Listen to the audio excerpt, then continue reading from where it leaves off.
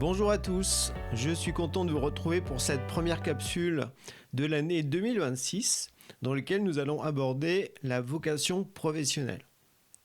Donc ça tombe assez bien avec l'année universelle 1 dans laquelle nous rentrons qui bien souvent nous apporte un nouvel élan professionnel ou l'envie de nous réorienter pour faire un métier qui nous correspond davantage en fonction de l'être que l'on est devenu au fil du temps. Généralement, dans une destinée humaine, surtout à notre époque où tout s'accélère, où tout va très vite, eh bien, on est amené à faire des changements, ce que j'appelle ça un angle droit, où pendant des années, on fait un métier, puis d'un seul coup, on en a fait le tour, où il se passe différents événements comme des licenciements, et donc on a envie de se réorienter vers quelque chose qui nous plaît davantage, où on peut davantage s'exprimer en fonction de notre nature. Donc j'ai été amené à créer une méthode en 2015 pour justement aider l'être humain à saisir sa vocation professionnelle, ou tout du moins, quand il pense à un certain métier, eh bien de lui apporter des valeurs plus morales, plus universelles, plus fortes, de façon à ce que ce métier dévoile toutes ses capacités, toute sa valeur véritablement, et qu'on ne va pas faire un métier simplement pour avoir de l'argent. C'est très important en fait d'avoir un métier à notre époque qui nous corresponde vraiment par rapport à notre destinée, par rapport à notre nature profonde, parce que c'est un gage aussi de bonne santé quand on fait quelque chose qui nous plaît vraiment et où on se sent vraiment utile, où on sent qu'on est à sa place. Eh bien c'est gratifiant et ça nous apporte un certain bonheur. Alors que quand on fait un métier qui ne nous correspond pas, juste pour de l'argent, un travail alimentaire comme on dit, et donc on mord à petit feu. En plus, on nous oblige à faire un tas de choses qu'on ne veut pas trop, ou à répondre à certaines directives qui ne nous correspondent pas. Et bien forcément, on est mal dans ses baskets. D'où l'importance de saisir un métier qui nous corresponde vraiment en fonction de notre âge, et puis de nos compétences réelles, de notre nature aussi. Quand on voit le monde dans lequel nous vivons, on va dire l'éducation n'apporte pas vraiment, des clés pour aider l'être humain à trouver le métier qui lui convient. Parce qu'en fait, tout est prévu pour, au fond, satisfaire les besoins économiques de la société. Donc on va faire telle étude parce qu'il y a tel besoin, etc. De même que quand on fait un bilan de compétences, eh bien, il y a des bilans pour découvrir notre personnalité, pour découvrir nos compétences, mais en fait, au final, c'est toujours pour nous mettre dans des cases. On pose une question, il y a 5-6 réponses, on doit en cocher. Des fois, on regarde le questionnaire, il n'y a aucune réponse qui nous parle, et il n'y a jamais de autre où on pourrait dire vraiment ce qu'on ressent ou ce qu'on a envie. Donc la société est très réductrice, alors que là, dans cette méthode pour trouver la vocation professionnelle que j'ai créée, c'est une méthode ouverte. Le but étant quand on se pose cette question de quel métier me correspond vraiment, eh bien, c'est vraiment de mener une enquête sérieuse et non pas de tout de suite chercher qu'est-ce qui se fait dans le monde, qu'est-ce que tout le monde fait, donc moi aussi je vais faire ça. On voit beaucoup ça à notre époque où il y a des centaines et des centaines de formations de toute nature et où les personnes, elles ne savent pas trop ce qu'elles ont envie de faire. Elles ont envie de changer de métier, mais faire quoi? Et à ce moment-là, elles vont faire une formation pour être naturopathe, pour faire réflexologue, pour psychologue. Enfin, il y a plein de formations, numérologue, pourquoi pas. Voilà. On fait des formations, mais derrière ça, au fond, comme ce n'est pas profond, comme ça ne vient pas d'une aspiration intérieure forte, eh bien, ça va être au final pour avoir de l'argent, pour gagner de l'argent. Donc, c'est pas avec le bon état d'esprit que l'on va aborder cette quête du travail. C'est important, justement, de se respecter, de ressentir que si on fait vraiment le métier qui nous correspond vraiment, en fonction de notre destinée, de notre nature profonde, eh bien, on aura l'argent dont on aura besoin pour vivre correctement, voilà. Après, si on veut faire fortune... Bien souvent, les gens qui font fortune, c'est au détriment des autres, donc c'est pas très moral. D'où le fait des fois, il faut comme restreindre un petit peu son train de vie, ses envies, ses désirs, tout ça, pour s'engager dans un métier qui nous correspond vraiment et qui va au fond nous apporter un bonheur intérieur parce que on fera ce qu'on a à faire. Donc cette méthode que j'ai créée s'appuie aussi sur la numérologie. Donc d'un côté, il y a un jeu de questions-réponses où je vais demander par exemple à la personne quelles sont les qualités que vous aimeriez vivre, exprimer, expérimenter dans ce nouveau métier dont on ne connaît pas encore le nom en quelque sorte. Quels sont les verbes qui représentent ce métier que vous aimeriez savoir faire en fait en quelque sorte. Donc pour ça, je propose des listes de verbes, de priorités professionnelles, de qualités, d'idéaux, de domaines de vie, bref. Il y a plusieurs listes qui, justement, quand on les lit, eh bien, il y a certains mots, certains verbes qui font écho à des choses en soi et qui permettent de préciser petit à petit eh bien, la nature du métier que l'on souhaite faire véritablement. Associé à ce jeu d'enquête, eh bien, il y a aussi des éléments numérologiques qui interviennent, comme le chemin de vie. Donc le chemin de vie, c'est ce que l'on est venu apprendre pour évoluer. Donc ce sont des principes à vivre. Et donc quand on fait un métier qui nous permet de développer ces principes, eh bien c'est évolutif. Donc précision, le chemin de vie ne répond pas à la question « qui suis-je » Alors, ça s'appelle bien un chemin de vie, rien que le nom déjà. C'est un chemin, c'est-à-dire que c'est une route qu'il faut arpenter et sur laquelle on va se révéler. Répondre à la question « qui suis-je » c'est plutôt dans l'identité. Donc je m'appelle un tel.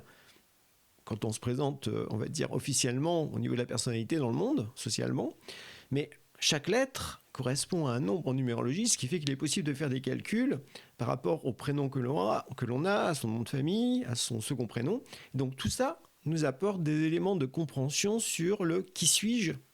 Et donc le nombre d'expressions, qui est la somme des lettres de notre identité, eh bien, nous révèle au fond quelles sont les compétences naturelles, les qualités que l'on a, la manière dont on s'exprime naturellement. Voilà. Et qui nous permet aussi de voir quel type de métier pourrait nous correspondre davantage. Il y a aussi d'autres nombres, comme le nombre intime, ce sont les voyelles de l'identité qui montrent quelles sont mes motivations profondes dans la vie. Donc, qu'est-ce que j'aimerais être ? Qu'est-ce que j'aimerais vivre ? Donc, certains nombres comme ça, dans le thème numérologique, eh bien, précisent au fond quelles sont les clés, les outils ou les différentes facettes du métier que l'on aimerait avoir et qui va nous réjouir le cœur. En numérologie, on peut de ce fait classer des métiers en fonction des nombres. Là encore, il ne s'agit pas de faire comme dans la société, c'est-à-dire que si on a tel chemin de vie ou tel nombre d'expressions, il faut faire tel métier. Là encore, l'être humain est quelqu'un de très complexe, donc on ne peut pas le mettre en case. Donc j'insiste beaucoup là-dessus, c'est le fait de... Nous sommes tous uniques, nous avons tous une destinée qui nous est propre, et donc on ne peut pas faire un métier comme les autres, en fait. Chacun a sa manière de faire son métier, le type de métier qui lui correspond, et aussi en fonction de son âge. Donc tout ça fait que le jeu de questions-réponses, associé à certains éléments numérologiques du thème natal, associé à certains métiers reliés au nombre, mais en fait, ce sont des miroirs, c'est-à-dire que si tel métier me plaît, c'est important de comprendre pourquoi. Ça ne veut pas dire qu'on va faire tel métier, mais par exemple, j'aime beaucoup les animaux, j'aime être vétérinaire. Ok. Bon, ça ne veut pas dire qu'on va faire des études pour devenir vétérinaire. Si on est jeune, on peut encore le faire, mais si on est plus âgé, c'est difficile. Mais par contre, on va essayer de comprendre, mais pourquoi ce métier de vétérinaire me plaît ? Ah, c'est parce que je suis sensible à la nature, j'aime les animaux, j'ai envie de prendre soin de ce qui me semble vivant, sacré. Ok, eh bien, ces notions universelles que l'on découvre, que l'on perçoit dans le métier, au niveau de la forme concrète, eh bien, au fond, c'est ça qu'il va falloir comme nourrir pour après trouver une forme de métier qui nous correspondent vraiment. Donc on peut avoir comme une dizaine de métiers qui nous plaît vraiment, qui peut être totalement disparate. Pour certains côtés, ça va être la notion de vétérinaire, pour d'autres, ça va être écrivain, pour d'autres, ça va être enseignant, pour d'autres, ça va être prof de yoga, peu importe. Mais à chaque fois, dans tous les métiers qui nous plaisent, il faut décrypter, mais au fond, pourquoi ces métiers me plaisent ? qu'est-ce qu'il y a derrière qui me semble réjouissant, joyeux, évolutif. Et donc petit à petit, avec la méthode que j'ai créée, on précise en soi eh bien, quels sont tous les ingrédients de notre métier idéal. Et une fois qu'on a tous ces ingrédients, c'est comme si on avait une pierre brute, et à chaque fois qu'on pose une question et qu'on donne des réponses, eh bien c'est comme si on taillait cette pierre, et petit à petit apparaît comme une statue intérieure.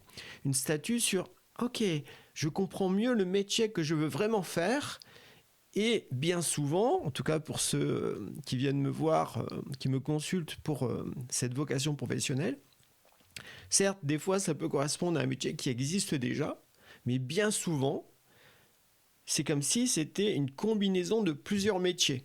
Donc, ça veut dire qu'il va falloir, au fond, comme créer son propre métier. Et au fond, c'est ça qui va lui donner de la valeur. Parce que chaque être humain est unique. Et donc, si on exprime vraiment notre individualité, on ne peut pas faire notre métier comme tout le monde. Voilà. Donc, petit à petit, eh bien, grâce à ce jeu de questions-réponses, parce que les gens, on prend son temps, généralement, c'est une consultation qui dure 2 heures. Ça peut se faire en visio ou en face à face, mais pas par correspondance, en tout cas parce qu'il faut vraiment qu'il y ait de l'interaction. Parce que quand les gens sur la liste de qualités vont me donner leurs 10 qualités qu'ils aimeraient vivre eh bien, au sein de leur futur travail, eh bien, quand on additionne ces 10 qualités, eh bien, je pose la question, par exemple, mais qu'est-ce qui se dégage? Qu'est-ce que vous ressentez? Ça vous évoque quoi? En fait, je pose des questions aux personnes pour à chaque fois comme aller plus loin dans la réflexion, dans les prises de conscience. Et c'est ça qui est joyeux, c'est une enquête vivante, c'est une enquête qui tient compte vraiment de l'individu que j'ai en face de moi et que je veux aider à trouver par lui-même, au fond, ce qui lui correspond vraiment. Ça va nécessiter des efforts de réflexion, puis après des efforts pour entreprendre certaines choses. Effectivement, à l'issue de cette vocation professionnelle, on pourrait décider de faire une certaine formation pour justement entrer dans ce métier qui nous parle profondément. Donc là, la personne, c'est à elle à faire les efforts qui s'imposent, ou à choisir aussi la bonne formation. Parce que si on veut faire une formation précise, il y a des centaines de personnes qui peuvent proposer le même type de formation, mais encore faut-il trouver la bonne personne, le bon formateur ou la bonne formatrice, la bonne approche de cette formation, du sujet en question. Donc ça nécessite de chercher, de se questionner, bref, de prendre sa vie en main au niveau professionnel pour justement faire, créer notre propre métier. Et c'est ça qui est au fond gratifiant, jouissif, c'est que on crée sa vie au fond, on crée son avenir professionnel. Parce qu'on a les clés essentielles sur quels sont les idéaux qui m'enflamment, quelles sont les qualités que j'ai envie de vivre, quels sont les verbes que j'ai envie de vivre, d'appliquer, quel est l'idéal qui porte tout ça, dans quel contexte j'aimerais le faire, avec qui, quel est le type de clientèle que j'aimerais rencontrer par exemple, ou de patient. Tout ça, ce sont des questions à préciser. Quand on fait cette vocation professionnelle, j'invite vraiment les gens à lâcher toutes leurs limites et tout. Et à chaque fois, je répète régulièrement, si vous aviez une baguette magique, eh bien, qu'est-ce que vous aimeriez faire comme métier? La forme, on ne sait pas, mais en tout cas, j'aimerais vivre, par exemple, le courage, j'aimerais arriver à mieux m'exprimer, j'aimerais être plus à l'écoute des autres, j'aimerais rendre service. Enfin, il y a plein de choses comme ça, voilà. Où j'aimerais être dynamique, j'aimerais voyager, j'aimerais au contraire faire ça chez moi. Enfin, tout ça, ça se précise. Voilà, ça se précise à partir du moment où on est à l'écoute de son cœur, on est à l'écoute des besoins de son être véritable, et que c'est ça qu'on a envie d'exprimer dans son métier. Et c'est ça qui va nous apporter une joie intérieure forte. Donc cet exercice de la vocation professionnelle parle également du début. Je demande aux gens un petit peu de me parler de leur parcours professionnel pour essayer de décrypter, dans ce qu'ils ont déjà vécu très concrètement, au fond, qu'est-ce qu'ils recherchaient. Donc là encore, je suis amené à poser des questions. Une bonne question, souvent, ça commence par pourquoi. Voilà. Mais pourquoi vous avez fait tel métier? Qu'est-ce que vous recherchiez dans cette activité ou dans ce contact avec les gens? Et en fait, déjà, ça précise, au fond, au-delà de la forme des métiers que j'ai vécus, au fond, qu'est-ce que j'ai pu vivre derrière? Voilà. Et une des questions aussi à se poser, c'est au fond, dans chaque métier, qu'est-ce que j'ai vraiment appris? Voilà. Qu'est-ce que ça m'a permis de développer comme qualité, comme attitude? Quelles leçons j'ai tirées des expériences que j'ai vécues dans ce métier? Donc tout ça, eh bien, ça repose sur le questionnement. Un questionnement sain où on fait preuve de discernement, on fait preuve de bon sens, on tire des leçons pour que justement, petit à petit, eh bien, notre avenir professionnel se dessine et on le sculpte un petit peu comme on sculpte une statue. On le sculpte en fonction d'éléments universels qui nous parlent profondément, de qualité, d'idéaux, de valeurs, tout ça. Et ce qui fait que petit à petit, eh bien, on arrive à saisir, au fond, mais c'est le métier idéal qui nous corresponde aujourd'hui pour les années à venir. Et ça, après, comment est-ce que je vais faire pour progresser dans cette direction-là? Est-ce qu'il faut que je fasse une formation? Est-ce qu'il faut que je crée une structure? Enfin, il y a plein de choses. Des fois, les gens ont vécu tellement d'expériences très disparates, mais s'ils prennent un bout de chaque expérience, ils peuvent créer leur propre métier. Et donc, il y a cette envie d'être créateur, en fait. Voilà. Auto-entrepreneur. Bref, de créer son propre métier pour se sentir libre aussi. Parce que bien souvent, un métier où on peut s'épanouir pleinement, eh bien, c'est un métier où on se sent libre, libre de prendre certaines décisions, libre d'entreprendre ce qui nous semble juste de faire face à certaines situations. Des fois, certaines personnes ressentent qu'elles ont envie de travailler dans une société, dans une structure, mais là encore, il peut y avoir une sorte de sécurité qui est là, mais c'est aussi pour rencontrer d'autres gens, pour travailler en équipe, tout ça. En fait, nous sommes tous différents. Et c'est ça qui est important de comprendre, c'est que la vocation professionnelle, ça ne rentre pas dans une case. Voilà. Et qui plus est, une case reliée à la matrice ou à la société matérialiste qui, en fait, ne cherche que la productivité et l'exploitation des gens. Non. Un véritable métier, c'est ce qui nous permet de nous révéler en tant qu'esprit, en tant qu'être véritable, et ça nous permet, au fond, d'accomplir une partie de notre destinée. Voilà ce que je vais à vous partager sur cet exercice de la vocation professionnelle, ce jeu de questions-réponses relié aussi à la numérologie. Donc, si vous avez envie d'avoir plus de détails pratiques au niveau du coût, tout ça, eh bien, rendez-vous sur mon site. Il y a une page qui est consacrée à cela. Je vous souhaite à présent une bonne journée et au plaisir de vous croiser dans une prochaine vidéo. Bye bye.